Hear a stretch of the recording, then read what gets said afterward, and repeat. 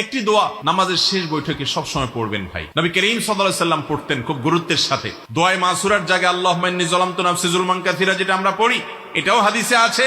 এটার জায়গায় মাঝে মধ্যে ওই দোয়াটাও পড়বেন, এটার জায়গায় ওইটা পড়বেন মাঝে মধ্যে।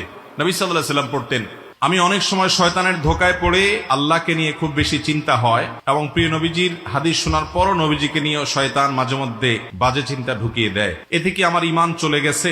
এগুলো মনের মধ্যে আসার কারণে আমি মনে করেছিলাম আমার ঈমান নষ্ট হয়ে গেছে। তারপর আমি নিজে নিজে আবার কালিমা পড়েছি। এতে কি আমি ঠিক করেছি? দয়া করে একটু বলবেন। ভাইরা আমার, এই ব্যাধিটা এত ব্যাপক আকার ধারণ করেছে, আমাদের অনেক ভাই বোন আছেন যারা এই একই প্রশ্ন আমাদের কাছে করেন যে তাদের মনে আল্লাহকে নিয়ে বাজে চিন্তা আসে, আল্লাহ সম্পর্কে নোংরা চিন্তা ভাবনা আসে, নবী সাল্লাল্লাহু আলাইহি ওয়াসাল্লাম সম্পর্কে বাজে চিন্তা আসে।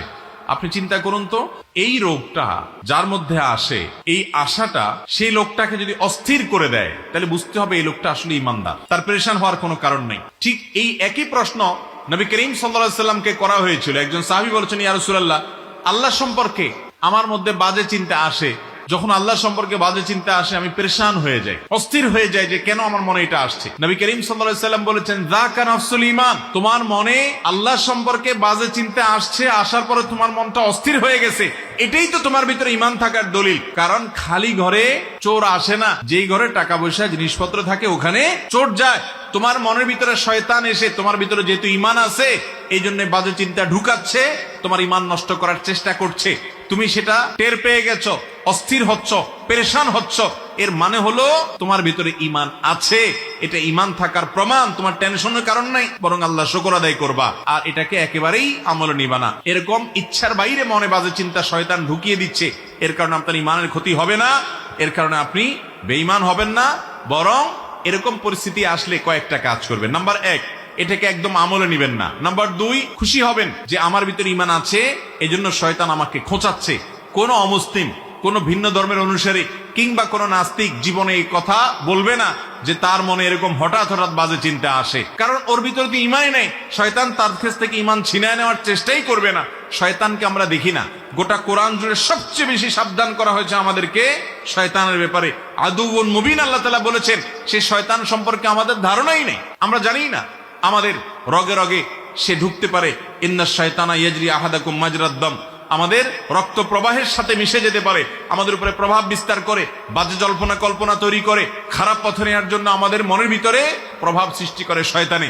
এই শয়তান সে কিন্তু কোনো ওই যে শয়তানের অনুসারী, শয়তানের গোলামের মধ্যে পাবেন না, তার মধ্যে শয়তান থাকে না। ঈমানদারের মনে বাজে চিন্তা আসে, এই কথা চিন্তা করে আল্লাহ শুকর আদায় করবেন। তাহলে প্রথম কাজ হলো এটাকে পাত্তা দিবেন না, এর কারণে আপনার ঈমান ক্ষতি হবে না। দ্বিতীয় কাজ হলো আল্লাহ শুকর আদায় করবেন, আমার মধ্যে ঈমান আছে দেখেই আমার মধ্যে এগুলো আসছে, নবীজি বলেছেন সেটা। নাম্বার 3, এরকম বাজে চিন্তা আসলে আমানতু বিল্লাহি ওয়া রাসূলিহি, এটা পড়বেন, আমানতু বিল্লাহি ওয়া রাসূলিহি, আমি আল্লাহ এবং তার রাসূলের প্রতি ঈমান আনলাম। এটা বললে দেখবেন যে মন থেকে শয়তান দূর হয়ে গেছে। আর 4 নম্বর কাজ হলো বাম দিকে প্রতীকী থুতু নিক্ষেপ করবেন, বাম দিকে। কারণ এ জাতীয় শয়তান মনের ভিতর যে ওয়াসওয়াসা দেয়, এটা সাধারণত বাম পাশ থেকে অ্যাটাক করে, আক্রমণ করে। এবং কিছু শয়তানি আছে মানুষের মনের ভিতরে বাজে চিন্তা ঢুকায়।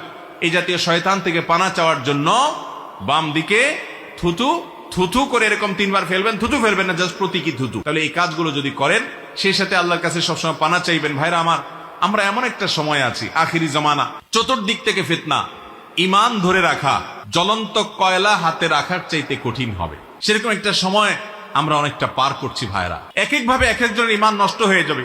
কত মানুষ কত জায়গায় ঈমানকে বিলিয়ে চলে আসবে, কেউ খেলার নামে, কেউ সম্পদ আহরণের নামে, কেউ নিজের ভোগ বিলাসের নামে, এক একজন এক একটার নামে ঈমানকে শেষ করে দিয়ে আসবে, সে টেরও পাবে না। ইউসবিহুর রাজুলু মুমিনা ওয়া ইউমসি কাফিরা, সকালবেলা ঈমানদার থাকবে, সন্ধ্যায় বেঈমান হয়ে যাবে। আও ইউমসি মুমিনা ওয়া ইউসবিহু কাফিরা, সন্ধ্যায় ঈমানদার থাকবে, সকালে বেঈমান হয়ে যাবে, টেরও পাবে না। কচুর পাতার পানির মতো হয়ে যাবে ঈমান। জ্বলন্ত কয়লা রাখা যত কষ্টের হবে, ঈমানের উপরে টিকা তত কঠিন হবে। এরকম জটিল একটা পরিস্থিতির মধ্যে আমরা আছি। আমাদের ছেলে মেয়েরা, তাদের জন্য ভবিষ্যৎটা আরো কঠিন হয়তো হবে।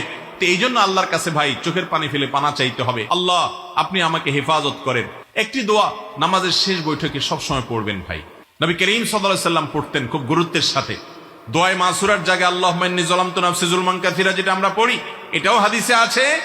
এটার জায়গায় মাঝে মধ্যে ওই দোয়াটাও পড়বেন, এটার জায়গায় ওইটা পড়বেন মাঝে মধ্যে।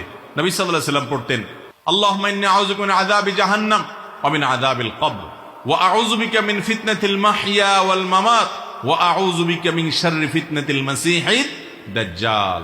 চারটা জিনিস থেকে নবী সাল্লাল্লাহু আলাইহি ওয়াসাল্লাম পানা চাইতেন। জাহান্নাম থেকে পানা চাইতেন, কবরের আযাব থেকে পানা চাইতেন, জীবন এবং মরণের ফিতনা থেকে। দুনিয়াতে যত রকমের ফিতনা আছে, এই যে মনের ভিতরে বাজে চিন্তা ঢুকাচ্ছে শয়তান, একটা ফিতনা, এই ফিতনা থেকে পানা চাইতেন। অনেকে অনেক কিছুর নামে ঈমান হারা হয়ে যাবে, সেটারও পাবে না।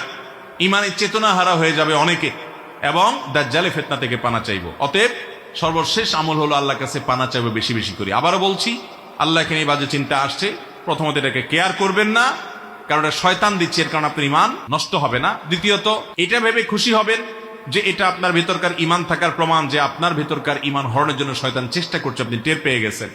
নবী সাল্লাল্লাহু আলাইহি সাল্লাম এর হাদিস অনুযায়ী যাকা নফসুল ঈমান, এটাই ঈমানের আলামত। অতএব আপনি এটা ভেবে খুশি হবেন, দেখবেন শয়তান দৌড়ের উপরে থাকবে। নাম্বার 3, এরকম জল্পনা কল্পনা আসলে আমানতু বিল্লাহি ওয়া রাসূলি পড়ে ঈমানকে নবায়ন করে ফেলবেন সাথে সাথে। নাম্বার 4, বাম দিকে থুতু প্রতীকী দিকে নিক্ষেপ করবেন। আর 5 নম্বর হলো আল্লাহর কাছে পানা চাইবেন। আল্লাহ তাআলা আমাদেরকে আখিরি জামানার বহুবিধ ফিতনার মধ্যে আমাদের ঈমানগুলোকে হেফাজত করার তৌফিক দান করুন।